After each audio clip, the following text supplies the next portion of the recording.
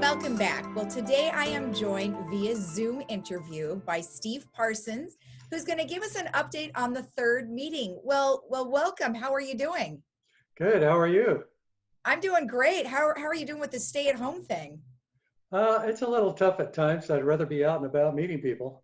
Exactly. I know. As social people, I think this is a lot harder on us than those that want to stay home. Uh, yeah, especially with a mask. Yeah, no, I know. Well, hopefully things will get better soon. But in the meantime, could you give us an update about what was going on at the third meeting? Sure. A couple housekeeping things right away. One is I'd like to talk about tree trimming, and we were told that we're on a species trimming schedule now. So it's Okay. not just going to be one area. Everything is shaved down. We work with a different species, and which is a lot better. Okay. And also, we got a new tub grinder that grinds tree limbs and things like that into mulch. Oh, that's And we great. generated so much mulch that you're going to see a lot more mulching of flower beds and things taking place. So that's really good. Mm-hmm. Also, recently, people may have noticed that we didn't have a bulk item pickup. That was canceled, and I guess the word didn't get around to some people. So we're asking people to bring those items back in, but to call resident services, and they'll schedule a pickup time. Okay. So that's pretty important right now. I'd like to go into the resolutions that we passed because these are very, very important to people, and we've been working on them for probably a year or so. But the first thing I'd like to get into is the KPMG audit. And they issued an unmodified position. What this means is I'll give you the different categories. In outstanding matters, they recorded none. Uncorrected or corrected misstatements, none. Significant internal control matters, none. Okay. And they went into some other things too, and they were all negative. So what some of us would title this is a clean audit. There was nothing to be taken care of, no adjustments financially, which is great because we've had those in the past. So that's a welcome relief, and we're moving forward. The first resolution is a leasing cap and lease waiting list policy. As you might have noticed over the past year or so, we've accelerated in the number of leasings of units. We've gone up from 27 point something to now we're at 28.3% and climbing.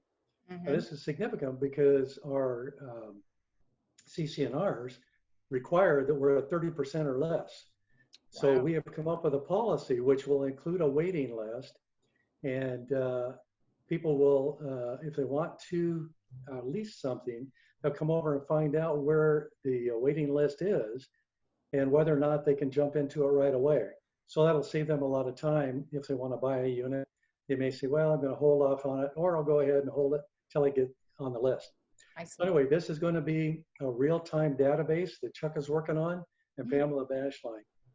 So you may say, well, why a cap? Well, there are different scenarios here that we need to take into consideration. Some of the scenarios are some people in the past were grandfathered in with certain units. We've covered that whole scenario. We also have snowbirds that take off in their RVs in the summer. They like to lease out at that time. So we've taken that into consideration. And there are other things involved with this too. It's too lengthy to go into now, but with all these resolutions, I would ask you to go online, read them, and we've gotten a lot of feedback on them. So we've tried to take different people's ideas into consideration as we went through those. That's why it's taken some of these so long. Okay, on to harassment policy. This may seem like it's very easy, but it isn't, because the federal process got involved and the California process got involved. So let me just start with a couple definitions here. Under federal law, harassment is defined to mean a serious act or a course of conduct directed at a specific person that causes substantial emotional distress in such person and serves no legitimate purpose. Further expounding on that, California law says the course must be such as would cause a reasonable person to suffer substantial emotional distress to the petitioner. Mhm. Then they break it down to course of conduct and credible threat of violence. Now, why is this so important to us? Okay, back a few years ago, HUD at the federal level started looking at this, and they came up with some guidelines, and it really threw the onus on us to get involved. Mm. And I'll just read a portion that came from our lawyer on this. Third is considered a housing provider, and as such, we are required to evaluate alleged harassment, to investigate whether a resident is being subject to harassment, and so forth. Third is required to investigate all reported claims of potential harassment of members or residents, and as appropriate, take all action permitted under the governing documents to address such harassing behavior. Now, one of the things on this is if we have to elevate a particular situation to a local agency or to a judge maybe, we have to show that we have done everything that we can before it goes forward. Before, we didn't have to necessarily do all these steps. Right. So now we anticipate it's going to cost us more to handle these cases. It's going to take more time of staff, especially compliance, Sure. and even possibly social services. I see. So that is very significant. And I would ask that people, again, go online and read the harassment policy. And if needs be, there are reporting procedures, who to call for what, and what some of the enforcement provisions would be. Okay. Wow. I don't want to get in too deep on these because everybody tends to have their own slant on things. Sure. And their own specific situation. Okay. Okay, on to the nuisance policy. Civil Code 3479 defines nuisance in general as anything which is injurious to health, indecent, or offensive to the senses, cause an unreasonable disturbance or annoyance, or an obstruction to the free use of property, so as to interface with the comfortable enjoyment of life or property, is a nuisance. Okay? It's a duty of the board, according to our CC&Rs, to investigate these things. And here again, people may be brought before an executive hearing for disciplinary action or possibly legal intervention if necessary. Okay. So there's also reporting procedures. Some of these phone numbers you'll see in here are different for different types of cases. Okay. So be careful as you're reading through it. Another one of the resolutions we passed was a good standing policy. I know there was a lot of confusion in the past with what Senate Bill 323 that was amended by California Civil Codes did, and legal interpretations. Now it's kind of settled down where legal representatives are getting together and they're refining what's going on. So in our policy, I'll just read three things that deal with people in good standing. It says, not delinquent in payment of any assessment or related charge to the mutual. Number two, not currently in violation of the provisions of the governing documents. And number three, not currently subject to disciplinary action imposed by the board of directors after a duly noticed hearing in accordance with disciplinary procedures for a violation of the governing documents, including any suspension of membership privileges as may be permitted by law or ongoing unpaid fines. So some of the provisions we had in the past were a little bit refined, but still remain. This, again, is a policy that's very lengthy. When I say lengthy, some of these are up to 10 pages long.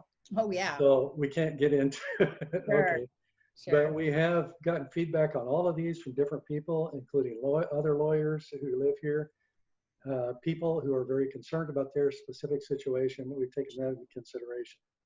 So those are the big things that came out yesterday. And I think Jeff mentioned several things on his Wednesday broadcast that dealt with reopening. Right. We are working with staff looking at things like that. It's a little premature to say when we're going to do something or what that is going to be. Yes. But we want you to know that hope is on the horizon and things will be happening. Other communities are starting to open up a little bit throughout the state.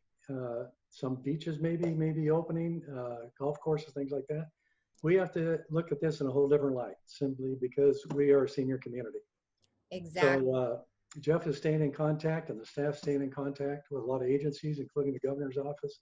Yes. So I'm sure we'll have a plan that will be coming out soon, probably within 2 to 3 weeks, and we'll be able to move forward on it. So once again, appreciate everybody wearing their masks, talking to people, not going into seclusion, watching over their neighbors and saying hi when they're out walking. That's really a beautiful thing. And thank God for the beautiful weather. Oh, I know. And that's going to keep people from staying inside, I'm sure. But one thing that's kind of nice is I know there was discussion last month and it's gone into this month is, kindness. And I know that was kind of a big push. And I think people are really doing that a lot. As you mentioned, people are kind, they're helping people. It really has brought the community together. And all of you guys are doing such a good job on your virtual meetings too. Yeah, it's coming along. And it's so refreshing when you're out walking, people will say hi. And you kind of know that they're smiling under their mask. Yeah, I think we want to draw little smiles on their masks. That's right. So then you know you're smiling. All right. Well, Steve, thank you so much. I really appreciate it, and stay healthy out there. Okay. Take care. Bye-bye. All right. We'll see you next time.